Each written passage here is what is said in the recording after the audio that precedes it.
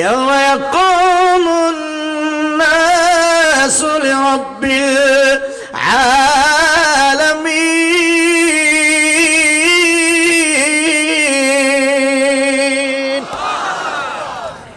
কিয়ামত হবেই হবে, আল্লাহর সামনে মানুষকে দাঁড়াতে হবে, রবের সামনে সবাইকে দাঁড়াতে হবে।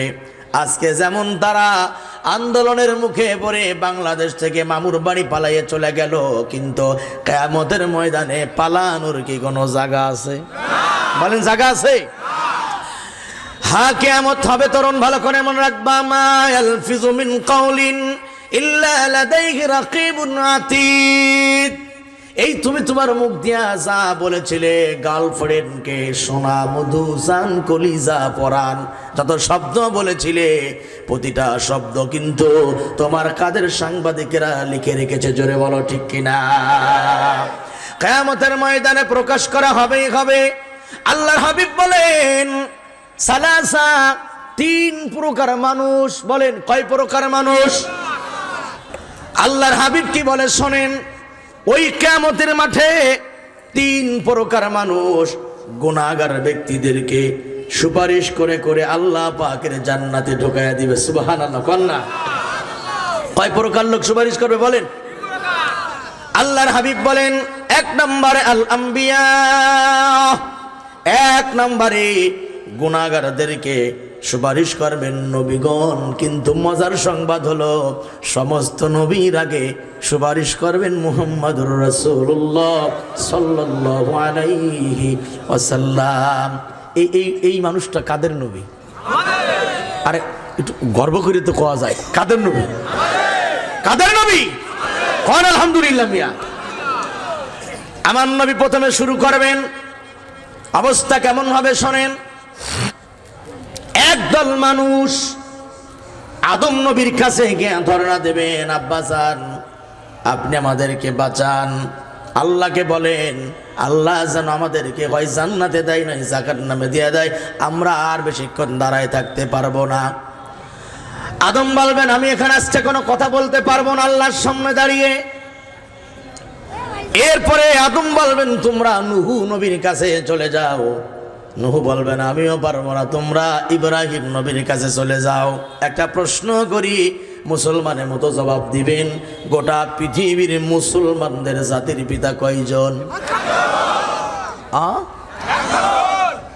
ভালো করে কর, ইমানের সাথে কর। নাম কি? নাম কি? শোনেন একটা বিষয় ক্লিয়ার করে দেই, এখানে ভেজাল করার কিছু নাই। শেখ মুজিবুর রহমান একজন সম্মানিত ব্যক্তি, এটা আমরা মানি। স্বাধীনতার অনেক ভূমিকা তার আছে, এটা আমরা মানি। কিন্তু তার মানে এই নয় যে উনি মুসলিমদের জাতির পিতা। কয় না, উনি তো বাঙালি জাতির পিতা। এই শালা আমরা কি নমুনা কিনা মালায়, আমরা মুসলিম না। বাঙালি মুসলিম, পাকিস্তানি মুসলিম, আফগানের মুসলিম, গোটা পৃথিবীর মুসলমানদের জাতির আব্বা কয়টা? কয়টা? মিল্লাতা আবিকুম ইব্রাহিম হুয়া সাম্মাকুমুল মুসলিমিন। জাতির পিতা যে ইব্রাহিম, এটা কি আমরা জোর করে বানাইছি? এটা বানাইছে কেডা? আল্লাহ যাকে বানাইছে জাতির পিতা, সেই হইল জাতির পিতা। তুমি জোর করে যারে তারে চাপাই দাও কে? কি কথা ঠিক কিনা বলেন? এই জন্য ভাইয়ার আমার খুব ভালো করে বোঝেন, মুসলমানদের 3 নাম্বার আব্বার নাম কি? ইব্রাহিম। কয় না, আদম তো এক, নূহ নবীও জাতির দ্বিতীয় পিতা, এটা অনেকে জানে না। 3 নাম্বার ইব্রাহিম। 3 নাম্বার কে? কয় না 3 নাম্বার কে? হ্যাঁ, 4 নাম্বার হলো, আচ্ছা পিতার সিরিয়াল পরে বলছি, কারণ অনেক মুসলমান আছে, এই বিশেষ করে চট্টগ্রাম এদিকে আছে কিনা জানি না, তা আমাদের ফরিদপুরও কিছু আছে যে এরা আবার যারা তার আব্বা কয়। কথা আছে না? নাই? আছে না? শালা গাছ তলায় বট তলায় যারে ভাই তারে আব্বা কয়, আছে না নাই বলেন? হাদিরের কান লাগান, চাচারা ভালো করে শোনেন, ইয়াংরা ভালো করে শোনেন। হাসরের ময়দানে 3 প্রকার মানুষ সুপারিশ করবে। 1 নাম্বার আল আম্বিয়া, নবীগণ। আর মুসলমানদের জাতির পিতা ইব্রাহিম আলাইহিস সালাম। ইব্রাহিম বলবেন, শোনো, আজকে আমিও কোনো কথা বলতে পারবো না, তোমরা বরঞ্চ মুসা নবীর কাছে চলে যাও। মুসা বলবেন, আমিও পারবো না, তোমরা ঈসার কাছে চলে যাও। এখানে তথ্য আছে, ভালো করে বোঝার চেষ্টা করেন। মুসা বলবেন, ঈসার কাছে যাও। এবার মুসা বলবেন, তোমরা ঈসা নবীর কাছে চলে যাও। ঈসা বলবেন, আজকে আমিও কোনো উপকার তোমাদের করতে পারবো না, বরঞ্চ শোনো, এদিক ওদিক যায় কোনো লাভ নাই। আজকে যদি কিয়ামতের মাঠে তোমরা নাজাত পেতে চাও, একজন মানুষের কাছে যাও। আপনারা বলেন তো তিনি কে? মুহাম্মদুর রাসূলুল্লাহ সাল্লাল্লাহু। তোমরা মুহাম্মাদের কাছে চলে যাও। এবার লোকেরা নবীজির কাছে যাবেন, আল্লাহর হাবিব আল্লাহর সাথে কথা বলবেন, আর কেউ কথা বলতে পারবে না। অবশ্যই মুসা কথা বলবেন না, ইব্রাহিম বলবেন না, আদম বলবেন না, নূহ বলবেন না, কিন্তু মনে হয় কিছু পীর বাবারা কথা বলার চান্স পাবে। কি ভাই, পাবে? পাবে, পাবে। যদি না পায় তাহলে মুরিদরা কেন বলে জীবন মরণ নাও বাসাইলাম, জীবন মরণ? কি আছে না নাই? জীবন মরণ নাও বাসাইলাম বাবা তোর নামে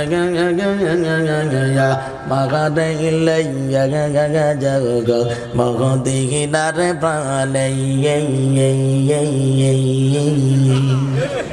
কেউ আছে না নাই? আর কোন আছে না নাই? তাহলে কথা কেন বললো জীবন মরণের নাও ভাসাইলাম বাবার নামে? তার মানে আমার জীবনের সব বাবার নামে দিয়ে দিলাম, বাবা যা করে তাই। এর আকীদা হলো কি জানেন? এদের আকীদাই হলো এদের পীর কবরে হাসরে তাদেরকে টেনে হেসে জান্নাতে নেবে। জোরে বলেন নাউজুবিল্লাহ। এইরকম বোকা লোক আপনাদের থানাতেও নাই? আর কথা কয় না, আছে কি না? বলুন, মুসলমানদের জাতির পিতার নাম যেন কি? এই হলো তৃতীয় নম্বর পিতা। চতুর্থ নম্বর পিতা হলো রুহানি পিতা মুহাম্মাদুর রাসূলুল্লাহ। বলুন সাল্লাল্লাহু। সংক্ষিপ্ত আকারে বলছি, 5 নম্বর হলো আমার জন্মদাতা আব্বা, 6 নম্বরে হলো কে? এই তো বুঝে ভালাইছে। 6 নম্বরে কে? শ্বশুর আব্বা। 7 নম্বর হলো আমার উস্তাদ, আমার শিক্ষক, আমার টিচার, তিনিও পিতার কাতারেরই একজন। ঠিক কিনা বলেন? সেদিকে না হয় নাই গেলাম মুসলমান, কান খাড়া করে শোনেন। আল্লাহর হাবিব বলেন, 1 নম্বরে নবীগণ সুপারিশ করবেন মুহাম্মাদুর রাসূলুল্লাহ। নবীজি তার জবানে বলেন, 2 নম্বর সিরিয়ালটা কাদের শুনে নাও। যারা গুনাহগারদের সুপারিশ করবে 2 নম্বরে, ও নড়াইলবাসী ভালো করে শুনে নাও তারা কারা। 1 নম্বরে আল আম্বিয়া। তাকান আমার দিক তাকান। 1 নম্বরে আল আম্বিয়া, আর 2 নম্বরে হলো সুম্মাল উলামা। সুবহানাল্লাহ। কয়টা রে? আলেম জাতিরে ওরা মূল্যায়ন করে নাই। কোরআনের পাকে আল্লামা সাঈদীর জন্য যখন মারা গেল, ওই জালিমেরা বাদে বিশ্বের সব মুসলমানরা চোখের পানি ছেড়ে কান্না করেছে। ঠিক কিনা? তোমরা আলেম বুঝতে পারো, আলেম চিনতে পারো নাই। নবীজি বলেন, হাসরের ময়দানে 2 নম্বরে গুনাহগারকে সুপারিশ করে জান্নাতে নেবে একদল আলেম। কারা? কন্যা কারা? কোন আলেমরা? কি গুণ থাকলে সেই আলেম হাসরের মাঠে সুপারিশ করবে? ওই গুণওয়ালা আলেমদেরকে যদি চিনতে না পারি, ভুলভাল আলেমদের পিছনে সারা জীবন আন্দোলন করলেও ইসলাম কায়েম কায়েম। 3 নম্বরে আল্লাহ রাসূল বলেন, সুম্মা শুহাদা। 3 নম্বরে হাসরের ময়দানে সুপারিশ করবেন একদল শহীদ। ইসলামের জন্য যারা জীবন দিল, রক্ত দিল, যারা মার খাইল, তারা সুপারিশ করবেন। আরেক জায়গা বলেন, মান জাআলাল কুরআনা ফাস্তাজহারা ফাহাল্লা হালালাহু ওয়া হাররামা হারামাহু আদখালাহুল্লাহুল জান্নাহ। আর একটা দল সুপারিশ করবেন কিয়ামতের ময়দানে, তারা হলো হাফেজে কোরআন। আল্লাহু আকবার। হক্কানি হাফেজ, আমলদার হাফেজ, কমপক্ষে 10 জন জাহান্নামীকে সুপারিশ করে আল্লাহর জান্নাতে নেবে। সুবহানাল্লাহ কন্যা। আমি হাদিসের পাতা থেকে একটু ধারণা দেই আপনাদেরকে, এরপরে আমি 3টি পয়েন্টে যাই। আপনারা কি ওমর ফারুকের নাম শুনেছেন কখনো? মুসলমান যুবকেরা কথা কয় না কেন? না, এরা যে শুনবে না তা স্বাভাবিক, কারণ রাত দিন 24 ঘন্টার ভিতরে মোবাইল আমল করে 18 ঘন্টা। কি কথা কন না কেন? এরপরে কিছু আছে ইয়াবা খাই, ট্যাবলেট খাই, মাতাল গ্রুপ, গেম গ্রুপ, প্রেম গ্রুপ। এতে সময় দেবেন, ওমরের নাম খুঁজবে। ঠিক কিনা বলেন? ইয়াং ভাই, এ ব্যাপারে একটু সবক পরে দিচ্ছি, জীবন সুন্দর হবে ইনশাআল্লাহ। যারা বলেন টুপিওয়ালা কেন রাজনীতি করবে, তাদেরকে বলছি শোনেন, আপনার জন্মের পূর্বে, আপনার 14 গোষ্ঠীর জন্মের আগে এই টুপিওয়ালারা, এই কোরআনওয়ালারা রাষ্ট্র পরিচালনা করেছে। এক রাষ্ট্র নয়, গোটা পৃথিবীর অর্ধেক শাসন করে দেখাই দিয়েছে রাষ্ট্র কেমনে চালাইতে হয়। টুপিওয়ালারা দামই দেয় না, হয় আনস্মার্ট, আনকালচার। হুজুর, তুই কালচারের বুঝিস কে? লাকাদ কানা লাকুম ফি রাসূলিল্লাহি উসওয়াতুন হাসানা। যার ভিতরে নবীজির আদর্শ পাওয়া যায়, ওই মানুষটাই পৃথিবীর শ্রেষ্ঠ স্মার্ট। মুখ খুলে কও না সুবহানাল্লাহ ভাই। হ্যাঁ, এবার শোনেন, আমার দিকে তাকান। পবিত্র জুম্মার দিনে বলুন তো মসজিদের মুসল্লি কমে না বাড়ে? এদিকেও একই অবস্থা। আর যদি জিলাপির ঘোষণা থাকে তাহলে কিয়ামত ঘটে যায়। ঠিক কিনা জোরে বলেন? শুক্রবারের দিন ওমর ফারুক জুম্মার খুতবা দেবেন। ভালো করে শুনুন, আওয়ামী লীগ, বিএনপি, জামাত সবাই শুনুন। ওমর ফারুক খুতবা দেবেন, হাজার হাজার মুসল্লি আগে থেকেই চলে আসছে। আমাদের মতো না যে হুজুর খুতবা যখন শুরু করলো তাড়াহুড়া করে ঢুকলাম, সালাম ফিরেই মারলাম দূর, এরকম না। আজানের পূর্বেই ওমরের মসজিদ ভরে যেত। সুবহানাল্লাহ পড়েন। এক যুবক মাঝখান থেকে দাঁড়াইছে, কেবল উনি খুতবা শুরু করবেন, দাঁড়িয়ে বলতেছে, হুজুর আমার একটা প্রশ্ন আছে, আপনি জবাব দেবেন, তারপরে খুতবা দেবেন। তো নবীজির মুরব্বী সাহাবী যারা, ওনারা কানাঘুষা করে যে যুবকের সাহস তো কম না, ওমর ফারুক রাগী মানুষ, এমন সময় দাঁড়াইছে, এখন খুতবা শুরু করবেন, না জানি ওরে ধরে মারে। ওমর ফারুকও বুঝতেছেন মুসল্লিদের প্রতিক্রিয়া কি। ওমর মুস্কি হাসি দেয়া বলে, সুবহানাল্লাহ কন্যা মিয়া, কেমন নেতা! মুস্কি হাসি দেয়া বলে, কি প্রশ্ন করো না, বলো না প্রশ্ন কি। ওমরের মুস্কি হাসি দেখে যুবক সাহস পেয়ে গেলেন। এখন যুবক প্রশ্ন করে, হুজুর আমার প্রশ্ন হলো, ত্রাণের কিছু কাপড় এসেছিল, এক এক পিস করে কাপড় এক একজনের জন্য বরাদ্দ ছিল, তো সেই লাইনে আপনি ছিলেন, আমিও ছিলাম, আপনি একখান পাইছেন, আমিও একখান পাইছি। হুজুর প্রশ্ন হলো, একই মাপের কাপড় দিয়ে, মানে আমারটাও যতটুকু চওড়া, আপনারটা ওইটুকু চওড়া, সমান লম্বা, তো একই মাপের কাপড় দিয়া আমি লম্বা জামা বানাইতে পারলাম না, কাপড় ছোট। কিন্তু হুজুর একই মাপের কাপড় দিয়ে আপনি এত লম্বা বড় জামাটা বানাইলেন কেমনে? এইটার ব্যাখ্যাটুক দেবেন, এরপরে খুতবা দেবেন। সুবহানাল্লাহ কইতে ইচ্ছা করে না? এই প্রশ্ন বিগত দিনে আপনি কোন নেতারে করতে পারছেন? যে নেতা সাহেব আগে তো ফইন্নের ঘরে ফইন্নি ছিলেন, এখন আপনি এত ধনী হইলেন কেমনে? এই প্রশ্ন করার সুযোগ কি ছিল? হ্যাঁ, আপনি যদিও বা করতেন, নেতা জায়গায় থাকতো, নেতার চামচার আপনার হাড্ডি গুড্ডি খুলে ফেলাইতো। ঠিক কিনা জোরে বলেন? কারণ বাঁশের চাইতে কি খুব মোটা ছিল? কনসি মোটা ছিল বেশি। এখন বাঁশও গেছে, কনসিও চলে গেছে। এভাবেই যাবে। ঠিক কিনা বলেন? ওমর ফারুক এই প্রশ্নের উত্তর কেবল দেবেন, ঠিক এমন সময় ওমরের যোগ্য সন্তান আব্দুল্লাহ পাশের থেকে দাঁড়িয়ে গেছে। সুবহানাল্লাহ পড়ে। আব্দুল্লাহ দাঁড়িয়ে বলে, উত্তর আমার থেকে নিয়ে নেন। কয় বলেন, উত্তর পাইলেই হইল। সন্তান ডাক দে বলে, শোনেন, আমার আব্বা জান রাষ্ট্রের ইমাম, মসজিদেরও ইমাম। কয় জায়গার ইমাম? আরে মুসলমান নেতা তেমনই হবে, রাষ্ট্রও চালাবে, মসজিদও চালাবে। এই তো মুসলমানের নেতা। ঠিক কিনা বলেন? হযরত ওমরের সন্তান বলে, আমার আব্বা রাষ্ট্র চালাই, মসজিদও চালাই। ও যুবক, তুমি কি জানো না হাজার হাজার মুসল্লি আমার আব্বার বয়ান শোনার জন্য জুম্মার দিন হাজির হয়? আমার আব্বা রাষ্ট্র চালাই, কিন্তু তুমি বোধহয় জানো না এত বড় একজন রাষ্ট্রনায়ক আমার আব্বা, মসজিদের ইমাম, কিন্তু আমার আব্বার গায়ে দেওয়ার মতো ভালো কোনো জামা নাই। পৃথিবীর অর্ধেক চালায়, ভালো কোনো জামা নাই। এ কথার মানে কি বুঝাই? ওয়াল্লাযীনা হুম লিআমানাতিহিম ওয়া আহদিহিম রাউন। সরকার যদি মুমিন হয়, প্রধানমন্ত্রী যদি মুমিন হয়, তাহলে সেই দেশের কখনো আমানতের খেয়ানত হয় না। কথা কয় না কা?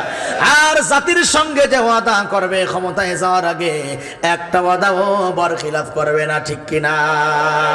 وَإِذْ يَمْكُرُ بِكَ الَّذِينَ كَفَرُوا لِيُثْبِتُوكَ أَوْ يَقْتُلُوكَ أَوْ يُخْرِجُوكَ وَيَمْكُرُونَ وَيَمْكُرُ اللَّهُ وَاللَّهُ خَيْرُ الْمَاكِرِينَ।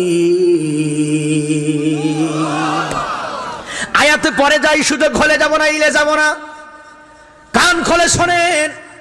ওমরের সন্তান বলে, আমার আব্বার তো ভালো কোনো জামা নাই। আমি সন্তান চিন্তা করলাম ভালো একটা জামা দরকার। শোনো যুবক, যেই লাইনে তুমি দাঁড়িয়েছিলে, আমার আব্বা দাঁড়িয়েছিল, আমিও সেই লাইনে ছিলাম। মারহাবা কন। তুমি একখান কাপড় পাইছো, আমার আব্বা পাইছে, আমিও এক পিস কাপড় পেয়েছিলাম। আমি চিন্তা করলাম আমার আব্বার যেহেতু ভালো কোনো জামা নাই, তাই আমি আমার ভাগের কাপড়খানা আমি আমার আব্বারে হাদিয়া দিয়ে দিয়েছি। আমার ভাগের কাপড়টা আর আব্বার কাপড়টা দুইটা মিলাই আমার আব্বা লম্বা জামা বানাইছে। তার মানে হলো আলাদাভাবে কোনো কাপড় আমার আব্বা চুরি করে নাই। আল্লাহু আকবার বলেন। এই উত্তর শোনার পরে যুবকের চোখ মুখ লজ্জায় লাল হয়ে গেল। ওমর ফারুক তাকিয়ে বলে, যুবক লজ্জা পেও না, ভয় পেও না, শুনে রাখো, তোমার মতো সৎ সাহসী নাগরিক যেই দেশের মধ্যে থাকবি, ওই দেশের রাষ্ট্রপ্রধানেরা কখনো দুর্নীতি করার সুযোগ পাবে না, ঠিক কিনা? এই জন্য সাহসী হতে হবে, হক কথা বলতে হবে, বুবা শয়তান হওয়া যাবে না। হক কথা বলার কারণে যদি মামলা হয়, জেল হয়, ফাঁসি হয়, হবে। মনে রাখবেন, দিনের জন্য মরে গেলে শহীদ, বেঁচে থাকলে গাজী হওয়া যায়, ঠিক কিনা? হাদিসের শেষ অংশ শোনেন। হযরত ওমর ফারুক জুম্মা হয়ে গেল, ঠিক কয়েকদিন পরে তিনি অসুস্থতায় ভুগলেন, বিছানায় পড়ে গেলেন। তার গায়ে হলো প্রচন্ড রকম জ্বর, শরীর ব্যথা, ঠোঁট দুইটা কাঁপে, কথা বলতে পারে না ঠিক মতো। প্রতিদিন বাড়িতে মুসল্লিরা দেখার জন্য চলে যায়, হাদিয়া নাই, তোফা নাই, দোয়া করে। ঠিক কয়েকদিন পরে একজন কবিরাজ ওমরের বাড়িতে গিয়েছেন। হযরত ওমরের মাথার পাশে বসলেন, কপালে হাত রাখলেন, দেখলেন প্রচন্ড রকম জ্বর। তিনি চিকিৎসার জন্য একটা লিস্টি করলেন, এই জিনিসগুলা দরকার। হযরত ওমর লিস্টিটা হাতে করে পড়ে দেখে, লিস্টির শুরুতে লেখা রয়েছে খাঁটি মধুর নাম। কিসের নাম? ঘুমাই গেছে গা। কিসের নাম? আল্লাহ রসুল বলেন, চাচারা শোনেন, ইয়াংরা শোনেন, যারা বিয়ে করেন নাই ভালো করে শোনেন। নবীজি বলেন, যারা নিয়মিত মধু খাবে, মধু পান করবে, আল্লাহর রসুল জবানে বলেন, মৃত্যু ছাড়া কোনো রোগ তারে ধরতে পারবে না। এই বাঙালি জাতি মধু খাই না, খাবে কেন? বিড়ি খাইয়েই তো সময় পাই না, মধু খাবে কখন? কি রে ভাই, কথা কর না কে? জনমের বিড়ি খাওয়া খায়। নেশার সমস্ত দ্রব্যকে পরিত্যাগ করলে শরীর ভালো থাকবে, পরিবার ভালো থাকবে, রাষ্ট্র সমাজ সবকিছু সুস্থ থাকবে, ঠিক কিনা কথা বলেন?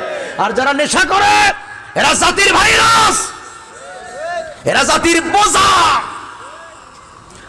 হযরত ওমর দেখলেন মধুর নাম লেখা, তাও খাঁটি মধু লাগবে। ওমর ডেকে বললেন, শোনো, এই মুহূর্তে আমি তোমারে মধু দেব কোন জায়গার থেকে? আমার ঘরে তো কোনো মধুই নাই। খেয়াল করেন, রাষ্ট্রপ্রধানের ঘরে মধু নাই, আমরা কইলেই তো দোষ হয়ে যায়। আমরা বিগত দিনে দেখেছি, করোনার ভিতরে আমরা দেখতে পাইলাম অন্য দেশে মাটির নিচে খনি, স্বর্ণের খনি পাওয়া যায়, তেলের সম্পদ পাওয়া যায়, তারপরে কয়লার সম্পদ পাওয়া যায়। আর আমরা করোনার মধ্যে দেখলাম এই দেশের কিছু নেতারা জাতির তেল দিয়া খাটের নিচে সম্পদ জমা করেছিল, ঠিক কিনা ভাইরা? লম্বা হাদিস, আমি কাটছাট করে মূল কথাগুলি তুলে ধরতেছি। ওমর বললেন, দেখো, আমার তো ঘরে কোনো মধুই নাই। পাশের তো একজন বলে, হুজুর আপনি কোনো চিন্তা করবেন না, ঘরে মধু নাই তো কি হয়েছে? এই রাষ্ট্রের বাইতুল মালে অনেক মধু জমা আছে হুজুর, ওখান থেকে মধু নিয়ে আমরা আপনার চিকিৎসা করব। এটা সুন্দর প্রস্তাব না? কথা কয় না না, প্রস্তাব তো ভালো, প্রস্তাব ভালো না ভাই?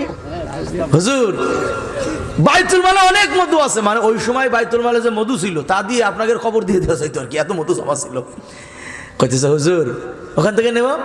এবার সৎ নেতৃত্বের মানুষ ওমর কি বলে? ওমর বলে না, ওই মধুতে তোমরা কেউ হাতই লাগাবা না। কেন? এই মধুর মালিক হলো এই এলাকার এই দেশের জনগণ। সুবহানাল্লাহ কন্যা কয় জনগণের অনুমতি ছাড়া ওই মধুতে তোমরা হাত লাগাবা না। লোকেরা বলে হুজুর সামান্য একটু মধু লাগবে, তারপর অনুমতির কি দরকার আছে? ওমর বলে পিঁপড়ার মুখে যতটুকুন মধু লাগে, আপনারা বলুন পিঁপড়ার মুখে যে মধুটুক লাগে এর ওজন কত গ্রাম? আরে পিঁপড়ারই তো ওজন নাই, তার মধুর কি ওজন দেব? ঠিক কিনা বলেন ভাই? হযরত ওমর বলে ওইটুকু মধুও যদি নিতে হয় তবুও রাষ্ট্রের জনগণের অনুমতি নিতে হবে। কথায় কথা আসে, না বলেও পারি না। সামান্য পিঁপড়ার মুখে লেগে থাকা মধুর অনুমতি নিতে বলে রাষ্ট্রীয় সরকার। আর আমরা বিগত দিনে দেখেছি আমি জনগণ, আমার ভোট আমি দেই না, ভোট ওরাই দিয়ে দিয়েছে। এগুলি কি অবাস্তব কথা? বলুন অবাস্তব? জালিমদের জুলুমের কোনো শেষ ছিল না, ওরা সীমা লঙ্ঘন করেছে, তাই আল্লাহ পাক ছেড়ে দেয়, একেবারে ছাড় দেন না। কথা ঠিক কিনা বলে? হযরত ওমর বললেন রাষ্ট্রের জনগণের অনুমতি নেওয়া লাগবেই লাগবে। ওমর পরামর্শ দিলেন জুম্মার দিনে যখন মুসল্লি আসবে তখন অনুমতি নিবা। কয় ঠিক আছে। আগামী 3 দিন পরে জুম্মা চলে আসলো। একজন দাঁড়িয়ে বলল এই ঘটনা আপনারা অনুমতি দেবেন মধুর জন্য? হাজার হাজার মুসল্লি বলে সামান্য একটু মধু লাগবে। হ্যাঁ, এমনি কোনো আপনাদের চাপ আছে না? এমনি দোয়া করব। আচ্ছা ঠিক আছে ইনশাআল্লাহ। যে আসলে তো রাত অনেক হয়ে গেছে, তো আপনারাও কিছু বলতেছেন না, তো ঠিক আছে আমরা দোয়ার দিকে যাচ্ছি। সব কথা ক্লোজ করে দিলাম। যতটুকুন বলেছি আল্লাহ সুবহানাহু ওয়া তাআলা আমাদেরকে সব কথার সারমর্ম হলো কোরআন মনোযোগ দিয়ে শুনবো না। আমরা এখন আর আলোচনার সামনে বাড়াচ্ছি না, যেহেতু রাত আসলে আমি তো পাগল হয়ে গেছি আপনার সাথে, প্রায় 12টা বাজে এখন। হ্যাঁ, আপনারাও কিছু কইতেছেন না, আমি খালি কই যেতেছি। হ্যাঁ, এটা শেষ করতে গেলে সময় লাগবে। এক কথায় সেরে দিচ্ছি, এই ভাই বসেন, এই দোয়া হবে। দীর্ঘ সময় ধরে বসেছি, আর দোয়া মুখল ইবাদা। আসতেছেন আবার? আচ্ছা ঠিক আছে, তাড়াতাড়ি আসবেন। জি, মানে আমার সব কথার টার্গেট হলো, মৌজু হলো, গরজ হলো এই যে কোরআনকে মনোযোগ দিয়ে শুনবো এবং কোরআনের প্রতিটা পদক্ষেপকে আমরা জীবনে বাস্তবায়ন করব ইনশা। তো হাদিসের শেষ অংশ আর একটু লম্বা, আমি আর যেহেতু কর্তৃপক্ষ চাচ্ছে না রাত লম্বা হয়ে যাক, তো আমিও চাচ্ছি না লম্বা হোক।